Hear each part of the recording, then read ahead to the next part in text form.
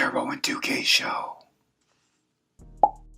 What is up, 2K crew? It is that time of the week again. It is Sunday. It is podcast day. And man, oh man, was it hard to get in the studio tonight because the weather here is absolutely gorgeous. It has been all week, for the most part, but mostly this weekend, absolutely perfect.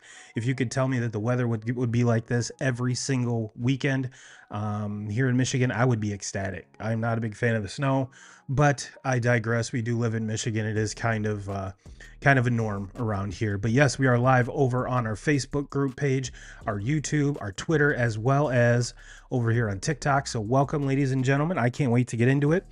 You might be noticing I am rolling solo again this week. 2K's threw his back out, which I've been having back problems myself, so I know exactly how he's feeling. So big shout out, T's and P's goes out to him. He actually has to do physical labor for his job, where I do not. So I can only imagine how work is going to go this next week. So 2K's, get healthy, brother. We need you. We need you. And while we're doing some house cleaning here, there will be no show next Sunday. The wife and I, Mrs. Turbo, are taking off and going up north for a little weekend getaway. So I will not see you guys and gals after tonight for 2 weeks. So everyone enjoy your weekend next weekend. But yeah, let's get into this. I got a lot of good news. Excuse me, a lot of good news. We've had a lot going on in the sports world, but the vast majority of the show we are going to be talking about whose butthole is puckering more in these divisional baseball races. So let's get into it, ladies and gentlemen. And yes, like I mentioned, we're live over on TikTok, right over here. We're live over on Twitter, on Facebook, on our YouTube. So like, share, subscribe. You know the drill. Every little bit helps, and I do appreciate each and every one of you. And if you guys are on the YouTube channel or the Facebook page or the Twitters or X, if you want to call it that, I still refuse to call it X, but drop me a comment. Let me know what your thoughts on everything, and I'll bring it up on screen here, at least over on the TikTok. I can't do that over here. But over on the other platforms I can. And for those of you listening on your audio as you take us with you through your drive or your workout, we definitely appreciate the podcast side as well. So let's get into this, ladies and gentlemen. Let's talk about some news here. Let's talk about some news. Hold on one second.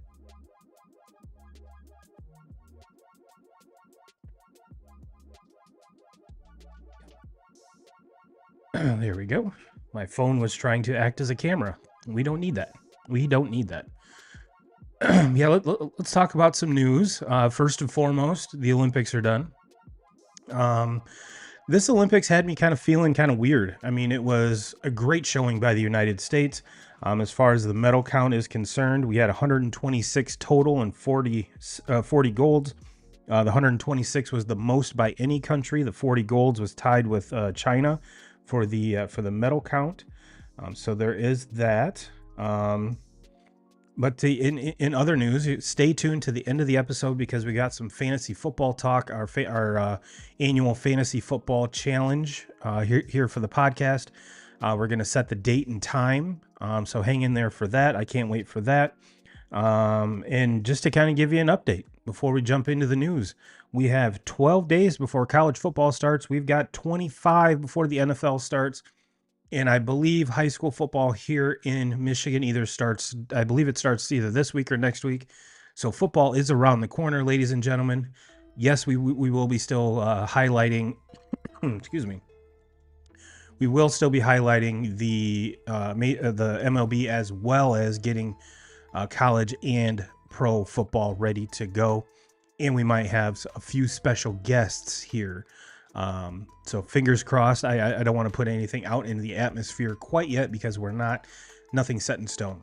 So I can't wait for that. I can't wait to bring you guys and gals that. So let's get started here with the news.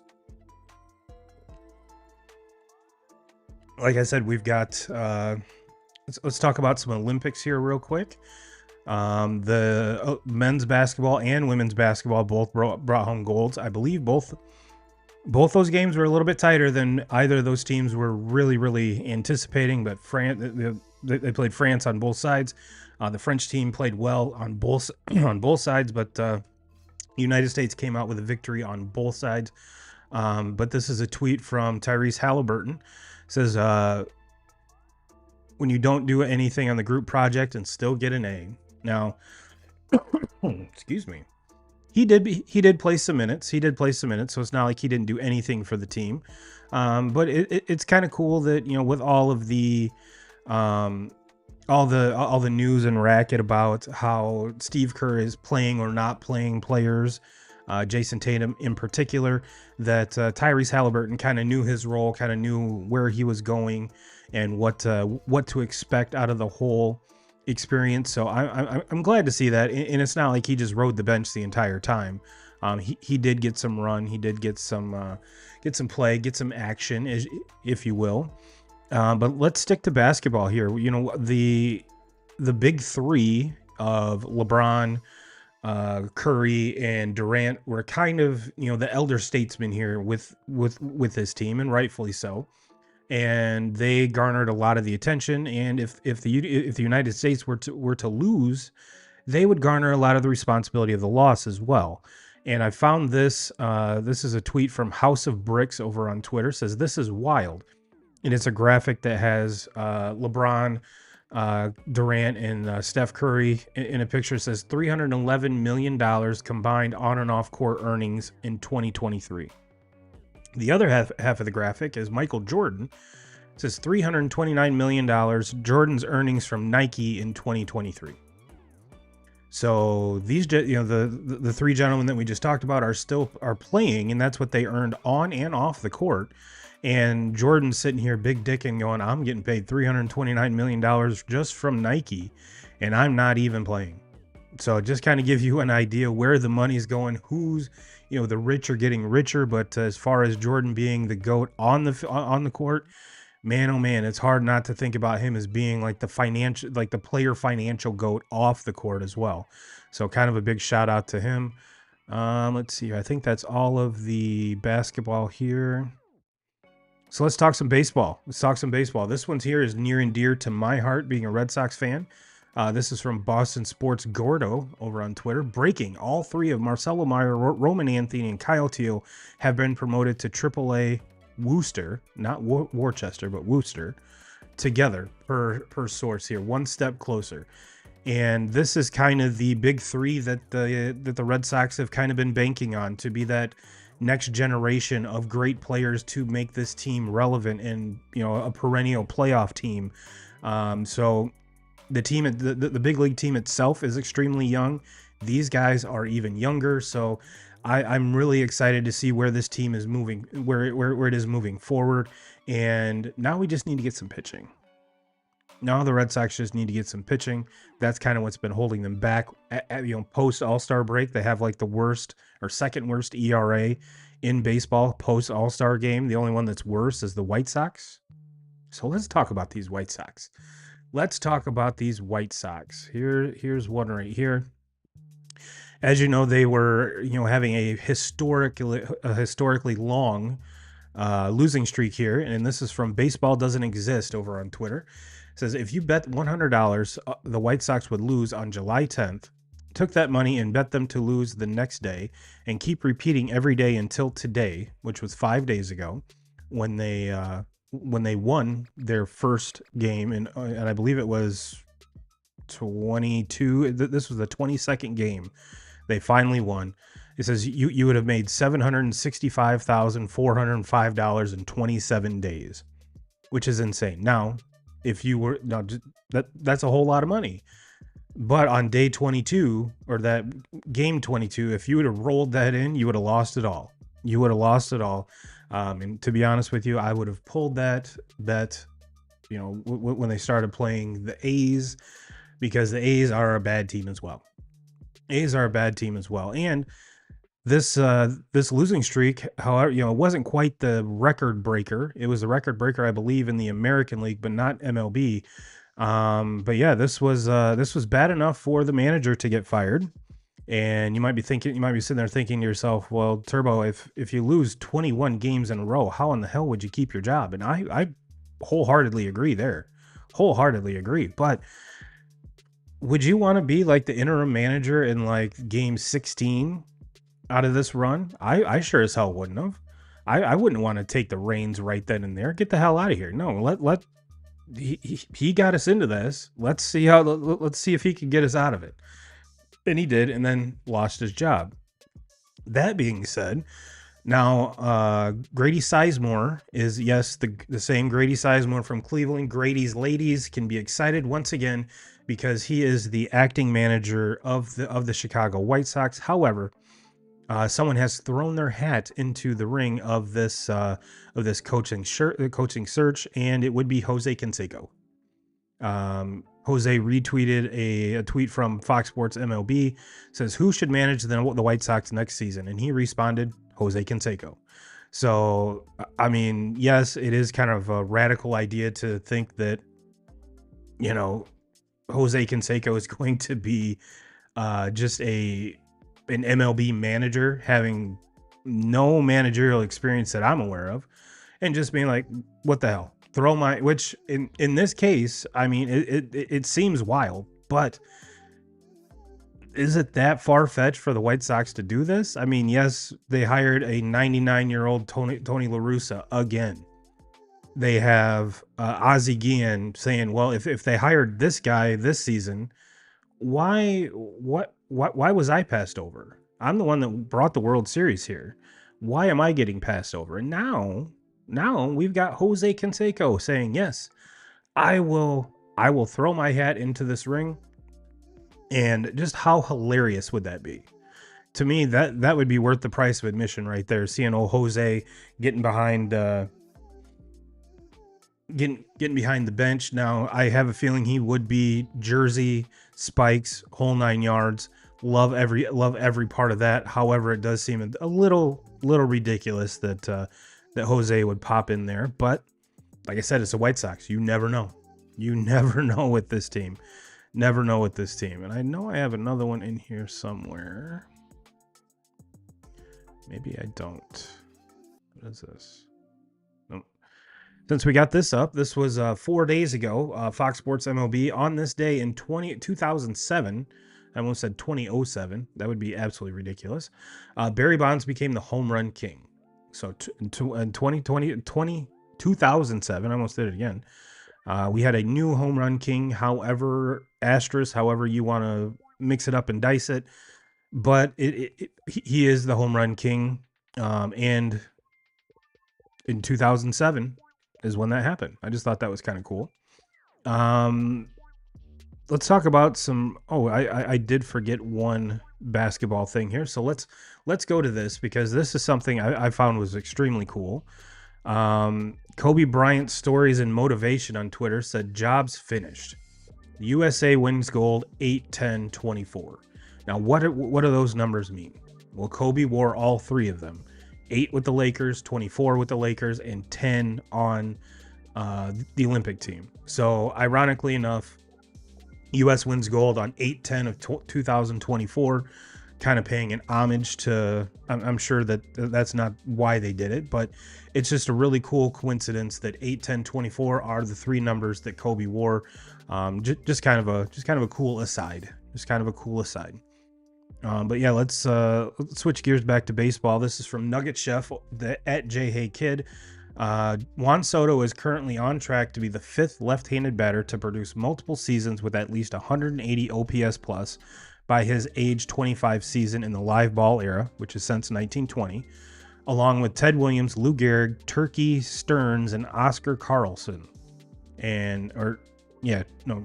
Turkey. His name was Turkey. That's blows my mind. But yeah, just kind of the rare air that Juan Soto was in.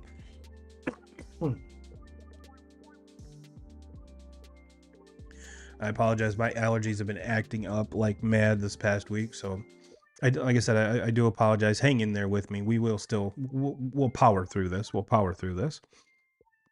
But yeah, we've all been talking about how historic this run that Judge has been on, and rightfully so. However, I think even in a lineup that only really features 2 hitters, period. I mean, yes, the other guys help, the other guys fill in, but are they viable MLB hitters? I think you can argue either way there, but Soto just kind of gets left out, and Judge is doing his thing, which is awesome. But it just seems like, Soto's there, and he's doing his thing. Now, I have a feeling that Judge's stuff is going to start slowing down. There's talks of him, possibly winning the Triple Crown. He's leading in the home run and RBI categories, but the batting average is where it kind of leaks out here. The MLB, let's do this. Batting average, American League.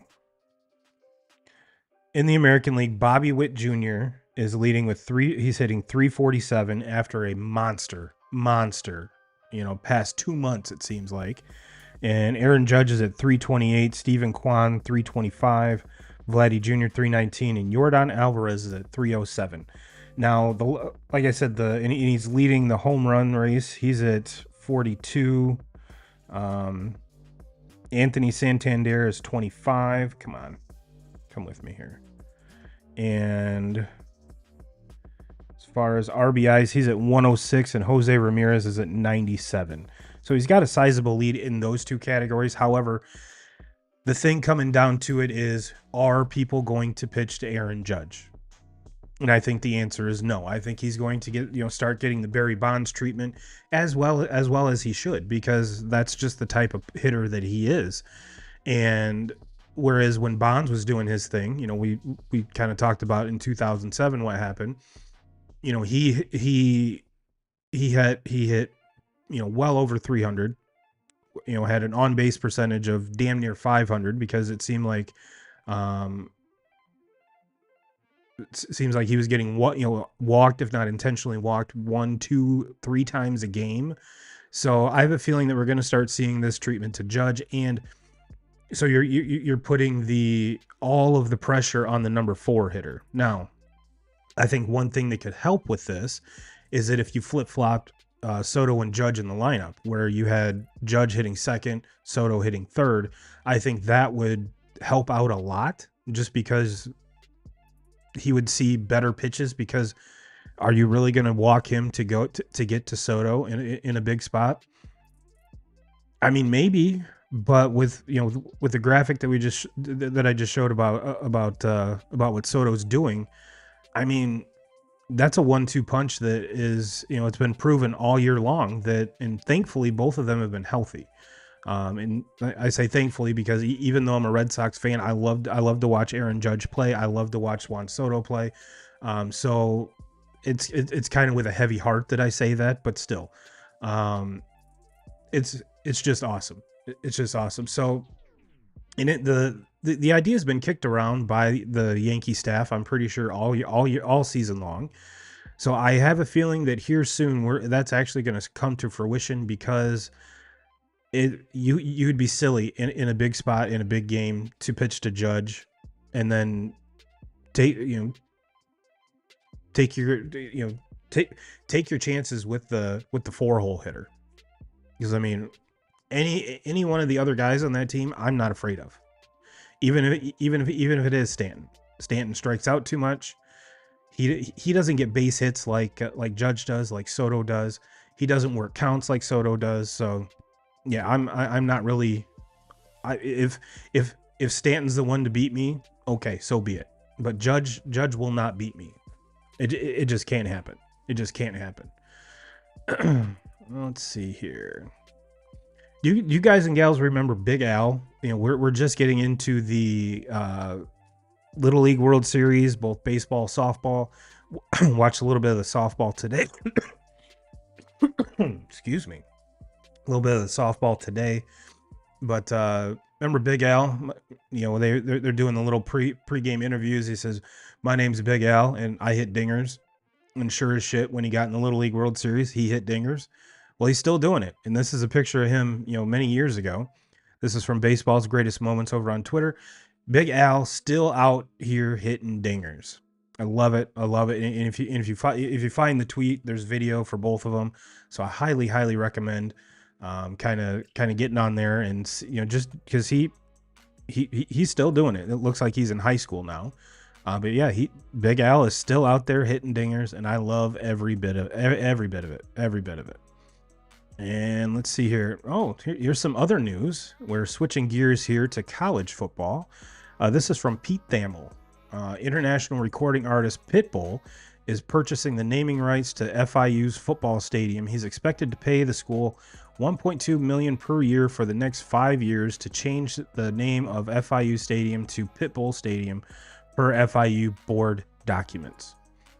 Now let's kind of unpack this for a little bit. And the reason why I grabbed this is because I don't think this has ever happened when a recording artist has purchased the rights to any field, whether it's collegiate, professional, there could be a hockey team where this has been done, but that's kind of beyond me. But Mr. Worldwide is bringing his talents to FIU, Now, one of the cool parts about this contract, like if you go through the weeds and kind of dig a little deeper, is that with his $1.2 million per year, he gets the stadium for like 12 days. And I have a feeling what's going to be happening every one of those days is there's going to be a concert. And on top of that, he doesn't have, because when recording artists book venues, they have to pay the staff. They have to rent the building. So in this case, he doesn't have to do any of that. He's already paid his $1.2 million. Here you go. Now, I'm not sure the seating capacity in FIU's football stadium. I'm assuming it's like 30, 40, 50,000. That's a lot of tickets. So Pitbull, Mr. Worldwide, is thinking outside the box. And I honestly think it's awesome. However, I don't feel that, any of the iconic stadiums like Notre Dame Stadium, the Big House, the Horseshoe, any of that will be, the naming rights will be sold to any artists like that. But I think it's kind of cool. It's outside the box thinking. Love every minute of it. Let's see here. We got that. We got Big Al. We talked about it last week where Jackson Holliday made his second major league debut. And man, is it coming a big way. Again, this is from the @JHeyKid. Jackson Holliday, 2 hits in his first 10 games. This time up, 3 homers in his first 3 games. And he hasn't stopped. This is from Talkin' Baseball over on Twitter. Jackson Holliday is the youngest player in MLB history to homer in 3 straight games. And to me, that's awesome because there were so many people just writing him off going, okay, this guy was your most highly touted prospect. He comes up and he sucks. He just blows ass, can't hit a fastball. If you hang a slider or a breaking ball, those were his the few hits that he got when he came up were on off-speed pitches. Now everyone's trying to pound fastballs by him, and he's like, hold on, ladies and gentlemen. Nope, I got this now. So kind of, nope, this is not happening. Watch me hit this ball really, really, really far. And to be on a team like the Orioles where he's not, all the pressure, it's not like they're bringing him up to win. They don't need him to perform well to win. Yes, would it be nice? Absolutely. And there were so many people writing this kid off because his debut wasn't as star-studded as everyone had thought. And it just left a bad taste in a lot of people's mouths. And we're all like, hold on, hold the phone.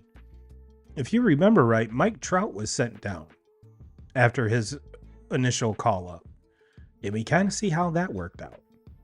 There have been many players that have been sent back down to the minors after making a not so stellar debut and have turned out to be extremely good players.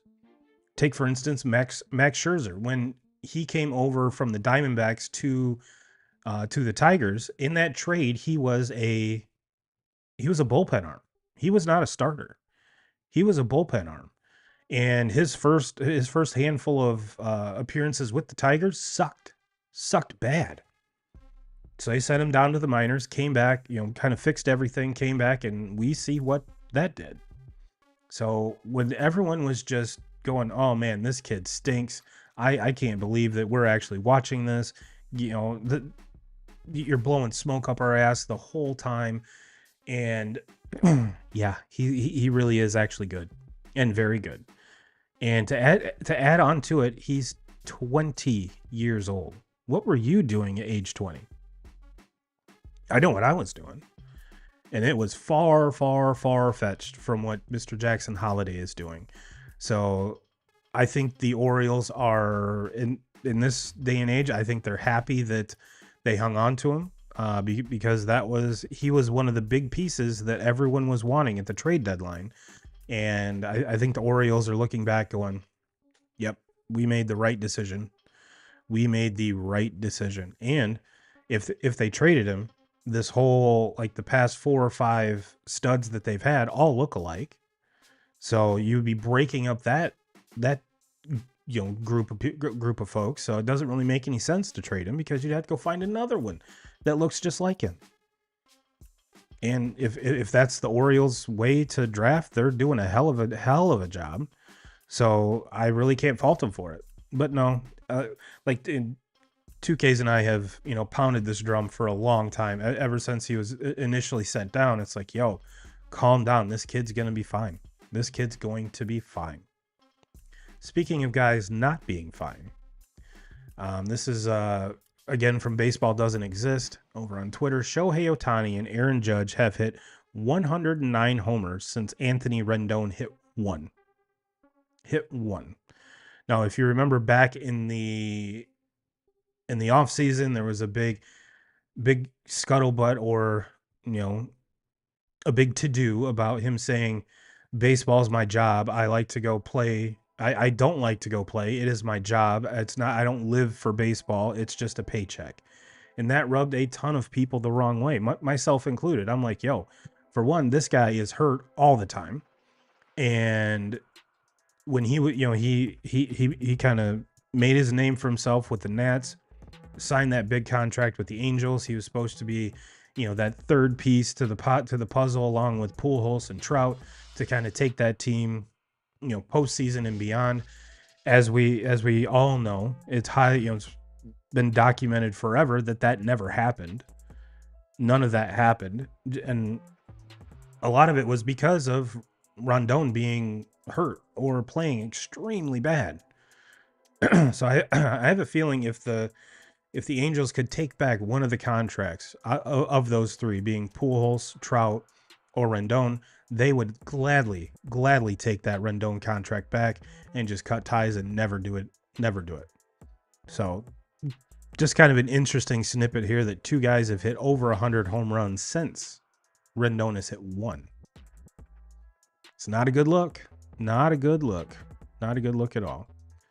And I think that's all the news here, ladies and gents. So yeah, let's jump in. Let's take a peek at these divisional races as it pertains to baseball. Myself included, along with 2Ks, I think we kind of a lot of these races we're like, yeah, no, this is just going to be. Oh, I got it up here.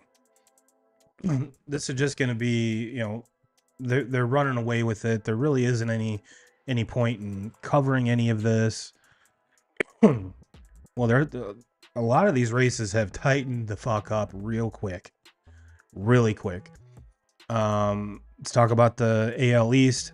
Talk about tight. I mean, you have the Orioles and Yankees have the exact identical record. They're both 70 and 49. So they're tied for the division lead and tied for the first wild card spot. Red Sox are trying to stay relevant. They're 5-5 in their last 10. Since the All-Star break, they have kind of went back to the mediocre Red Sox. I mean, yes, they had two series where they won. However, but they've been playing some hard competition. Just got swept by the Astros, and prior to that, they played very, very well against the Royals. However, Bobby Witt Jr. went bananas in the third game. But one of the, if you're looking for one of the bright spots here, if the Red Sox and Royals are tied, the Red Sox have the tiebreaker because they won the season series. So at least you came out of that with something. But as you'll see once we get to the wild card breakdown here, you'll see that they're losing ground quick. Well, let's jump to the AL Central. This is one of the ones that has, dramatically changed. The Guardians are still at the top here. However, the Twins are 3.5 back, and the Royals are 4. The main reason being because of this, one of the main reasons for this is the Guardians in their last 10 have won. They're 3-7. 3-7 in their last 10, whereas the Twins and Royals are both 6-4. So this losing streak for the Guards could not come at a worse time because the teams behind you are putting up wins. If the Red Sox, if the Royals wouldn't have dropped 2 out of 3 from the Red Sox, this you could possibly see them over the Twins in a smaller game back, little cushion. But this division's it's interesting because we sat here doing our way too early pick'em sessions, and we said there is no way in hell that there's going to be a wild card team coming out of the American League Central. And boy, were we wrong. Were we wrong. We could possibly see 3 out of the 5 teams make the playoffs, which is insane to me. Given that the Guardians have a brand new manager, which Stephen Vogt is a lock for AL Manager of the Year, and if he doesn't get it, it's a complete crime. But the Twins are always kind of that Twins team, and I think a lot of us were ready for the Royals to kind of have that take that next step and be relevant, make a push for the playoffs, and boy have they ever. They had their starting pitching staff is legit. I mean, obviously, you could argue, which when 2Ks gets back, we'll have that discussion again. Is who is your AL MVP? Is it Judge or is it Bobby Witt Jr.? And I think that race is going to come down to a long one. It's going to come down to the wire. However, I think Judge, if he remains healthy, still has the upper leg, just because of the power numbers. But I think it's going to be way more of a conversation than what a lot of people think. Let's see here. Nice to have you back. Back It Up. So the Back It Up Binge podcast. Long way to go in the long way to go in this season. Anything can happen. In the end, the healthiest roster will go the furthest. I agree. The healthiest and the hottest. We saw 2 teams last year get to the World Series that I don't think anyone would have even thought about them making a deep run in the playoffs, let alone to the World Series. So health is availability is the best ability, along with who's hot. A lot of these teams, especially once we get into take a dip in the wild card pool, if some of these wild card teams can get hot, man, oh man, watch out. The AL West is if you're taking a poll of the most disappointing American League teams, I think a lot of folks would have put the Texas Rangers right there, the defending world champions, Texas Rangers, especially with the shitty start that the Astros got off to. They're leading this division by a half game, and the Mets and Mariners are playing right now, and the Mariners were winning. So let's take a peek back here. It's 4-1 Mariners, bottom of the 6th. So, and like I said, the Astros already beat the Red Sox today. So Mariners win. They could be tied atop this division at the end of the day. But both these teams made some kind of sizable additions at the trade deadline, more so the Mariners on the offensive side, whereas the Astros way overpaid for Kikuchi. We talked about that, but Kikuchi's been pitching like a whole different person since getting to the Astros. So did they overpay? Who knows? If he gets them to where they need to go, then no, it was not an overpayment, but it still feels like it. Let's put it that way. Still feels like that. But one of the few divisions here where there really isn't, I mean, the Phillies are just, even though the Phillies have been sputtering here as of late, they're not the dominant Phils that we saw kind of early on in the season. But they have a 7.5 game lead over the Mets and the Braves, who are both tied 61 and 56. If you look at the past 10, Phillies and Mets are both 4 and 6. The Braves are 3 and 7. Actually, no one in that whole division is playing good baseball at all right now. So that kind of helps the Phillies keep this little cushion that they have. I really don't foresee either the Braves or the Mets overtaking the Phillies to get this to get this division. As well as if you look at the Central, the Brewers have a 7.5 game lead over the Cardinals. No one else in that division really is even going to make any noise at all. I mean, the Cubs are 9 back, Reds 10.5, and the Pirates are 11. Kind of sad to see that the Pirates are this far back, because I'm sure I'm not alone in saying that I really wanted to see Paul Skeens and that that Pittsburgh rotation in the playoffs. I think that would have been magical. But yeah, I think the Brewers run away with this one quite convincingly. Now here's the shocker, ladies and gentlemen. Here is the shocker. The NL West, the Dodgers. The same Dodgers that spent over $1 billion in the offseason. I know everyone likes to throw that around. However, Shohei's getting paid, was it $2 million for the next 10 years, and then all of his gets put on the books. But that being said, they paid Yamamoto, highest paid pitcher in baseball history. He's been hurt the last couple months. Tyler Glasnow has he's been their ace, and that pitching staff just really isn't. They made the trade for Jack Flaherty.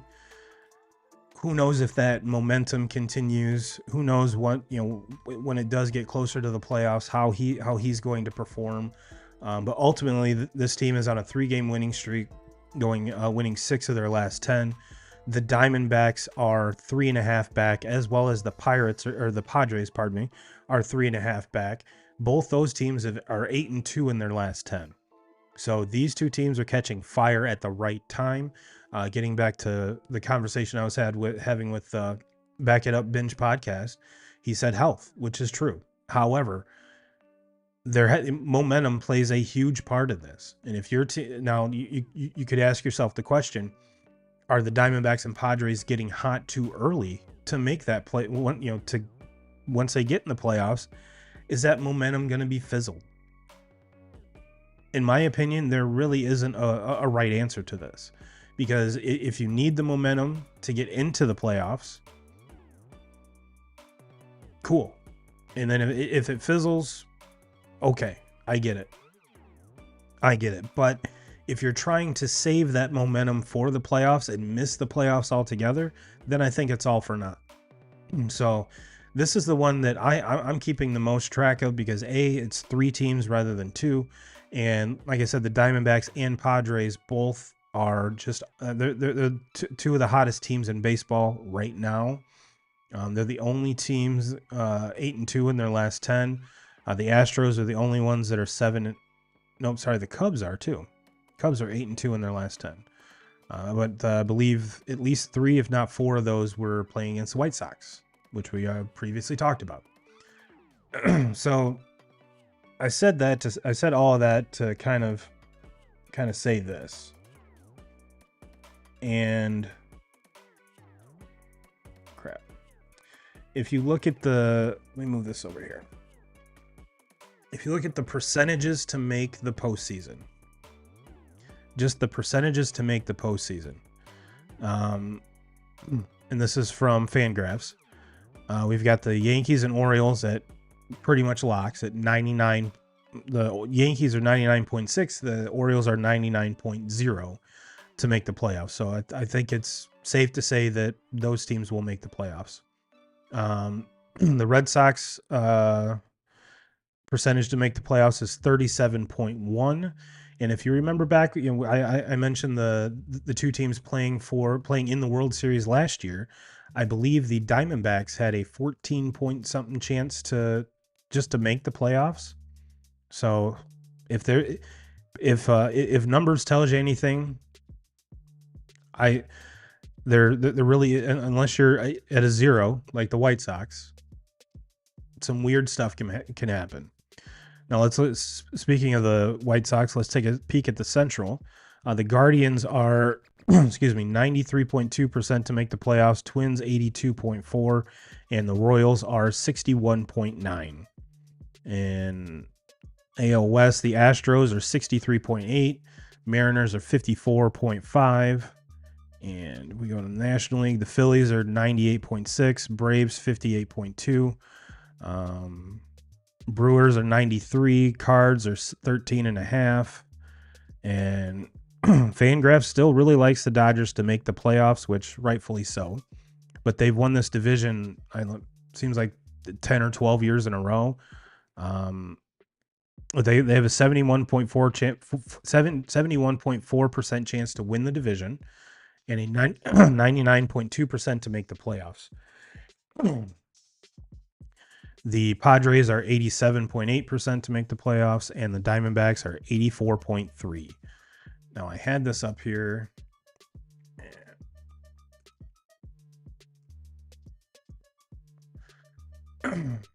I don't know why that I closed it, but let's take a look at the strength of schedule here. We talked about Milwaukee kind of having that division on lock. They have, let's start here at the bottom. Out of all of the playoff contending teams, the Yankees have the easiest strength of schedule remaining, followed by, I guess the next one would be the Padres, then the Phillies, then the Orioles, then the Mariners, then the Mets, Braves, Diamondbacks, Astros. Then there's a gap, then the Dodgers, Red Sox. Kansas City actually has the second hardest strength of schedule remaining. So yeah. And I'm pretty sure with Fangraphs, that's one of the things that they took into account was the strength of schedule. But yeah, it's just, I have a feeling it's going to come down to, on the American League side, who plays the White Sox, the Tigers, and the A's, some of those lonely teams at the bottom the most. That's actually going to have the kind of the upper hand on this. Yeah, if you look at the Yankees, they have 3 against the Red Sox, 3 against the Rockies, 3 against the A's, 3 against the Nats, 3 against the Rangers, and 3 against the Tigers. So that is quite the easy schedule. But on the flip side, they have 3 against the Orioles, 3 against the Guards, 3 against Kansas City, 4 against Boston, 3 against St. Louis, and 3 against Seattle. If you look at the Dodgers, they play on the easy side. They have 6 remaining against the Rockies, 3 against the Marlins, 2 against the Angels, and 3 against the Cubs. But like I said, the Cubs are 8-2 as well. So I think it's going to be very interesting in comparison to how everyone thought in the beginning of the season as compared to where they are now. Now, the last little tidbit I'll give here, and then I will jump into kind of my predictions as to where everyone's going to stand. Looks like the Dodgers are the betting favorite to win the World Series at plus 300, followed by the Yankees at plus 475, Phillies at plus 500, Orioles at plus 700, and then it falls off to plus 1400 with the Braves, Guards, Astros, and you kind of get the gist from there. So Vegas is not worried about the Dodgers being 3.5 games up in their division. They're not worried about their 6 wins out of the last 10. They're not worried about any of that. What they're looking at is they have the best players, and they have, they're saying that they have the best chance of winning. And I believe they got Mookie Betts back either this weekend or he's coming back on Monday. However, he will be playing right field as compared to shortstop like he did the previous games this season. So going to be interesting to see where that, how that lands. But definitely keep an eye on the Diamondbacks and Padres moving forward. So let's get into some predictions here. We, as a show, gave our way too early predictions, but as we sit here on August 11th, Actually, before we do that, let's take a dip in the wild card here. Like I said, the Yankees have that first wild card spot, then the Twins and Royals. The Twins are half a game up on the Royals. The Red Sox are 3 games back, as well as the Mariners. And then that's kind of where it stops. But the National League, you have the Diamondbacks and Padres have that number 1 and number 2. Actually, they're tied. And then the Mets are the next one, followed by the Braves, because they have the exact same record. And this is the first time in a long time that we've seen the Braves on the outside looking in of the playoff picture. So just kind of goes to show you the injuries, the struggles that team has been going through. So it's gonna be that's a team that I have flagged that kind of earmarked as to keep an eye on this team to see where they go.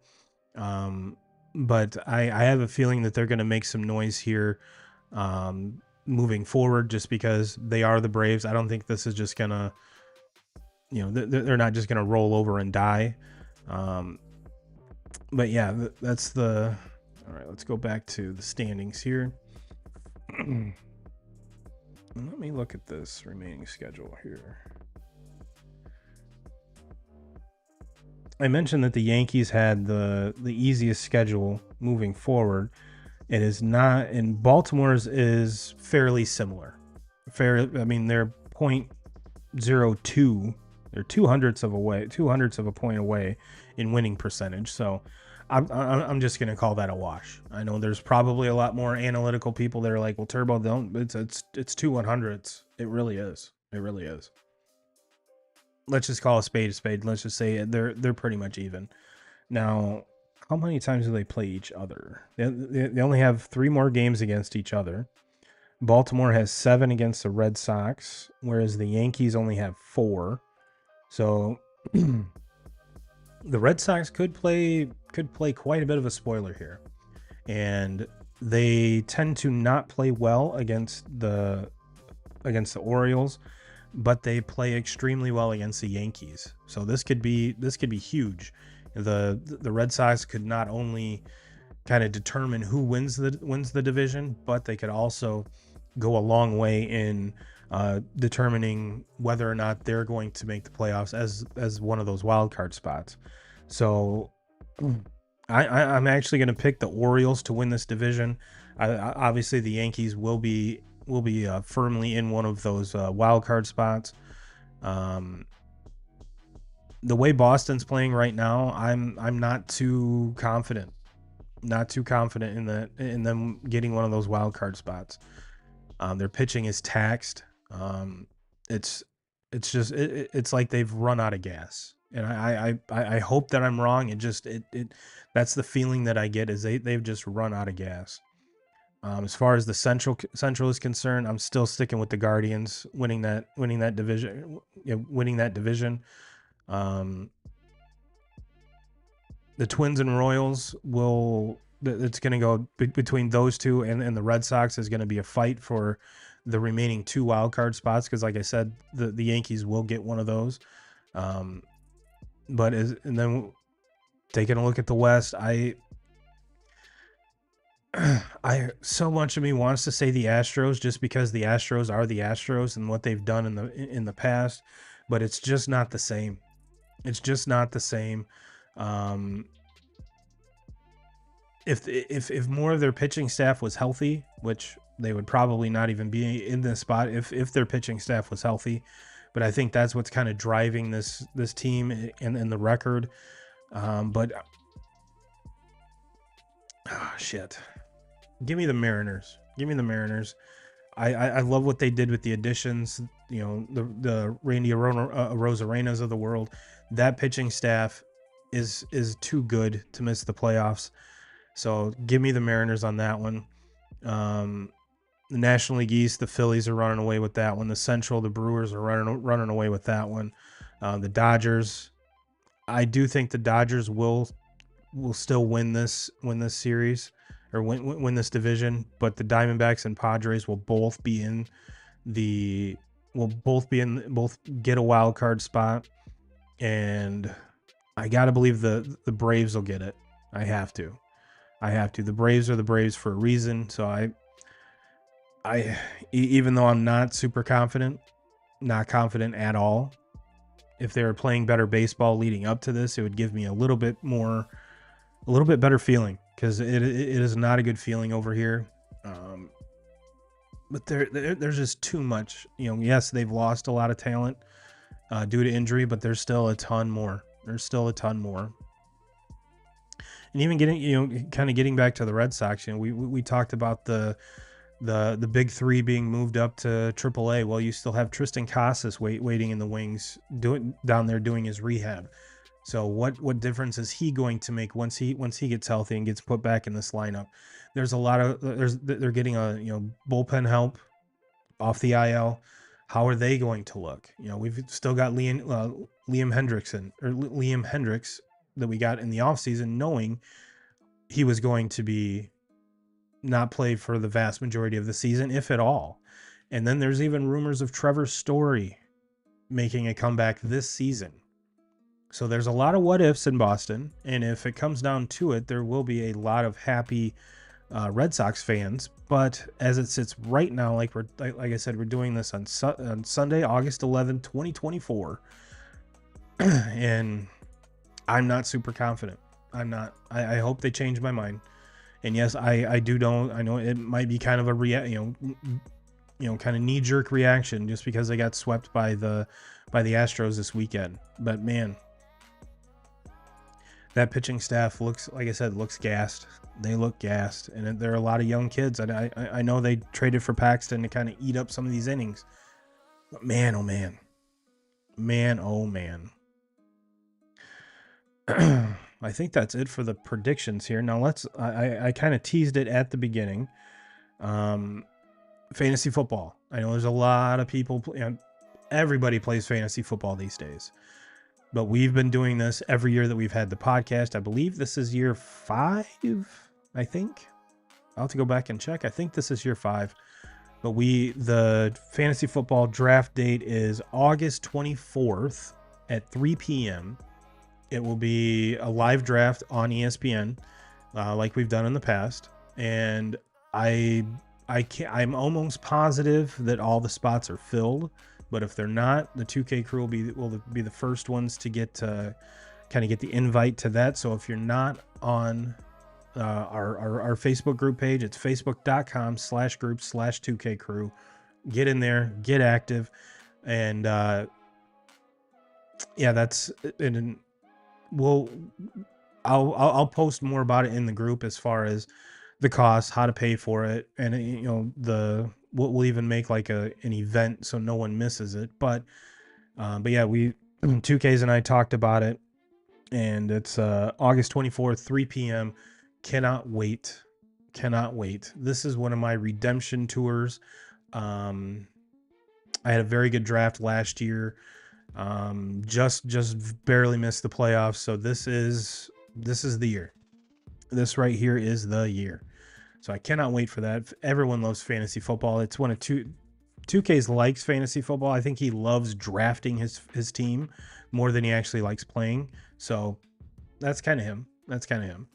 But yeah, and I will admit, hand up, I will admit that my love for fantasy football has kind of dwindled a little bit, since we can just gamble on the games. And I probably log way more hours on FanDuel than I do ESPN fantasy. But the 2K crew really like it. I love talking shit about it. I love talking shit to 2Ks about it. So it's something we've done every year, so I highly doubt it will leave. It might change, but as far as just getting away from it, I highly doubt that'll happen. So really excited to get that started. And like I said, facebook.com/group/2K crew. Get in there, answer the 2 questions. I'll let you in just to make sure you're not a robot or a suckbot or any of those type of folks. But yeah, it's that group is awesome because it's an active group. We have about 500 members in there. I'd like to see that up around 1,000 here. So those of you that are in the group, invite people. Let's get this group bigger and better. And most of the time, I get a Facebook alert prior to an ESPN alert for breaking news. That's how on top of it this group is, and I love each and every member of it, and it is completely awesome. And it's free. Well, 2K crew, since I'm rolling solo, we are not doing a top 5 because it'd be kind of weird just doing a top 5 with one person. So when and like I said, just a reminder, no show next week. I will see each and every one of you again in 2 weeks, and everyone have a fantastic week. And as always, Jim Rome, we're coming for you.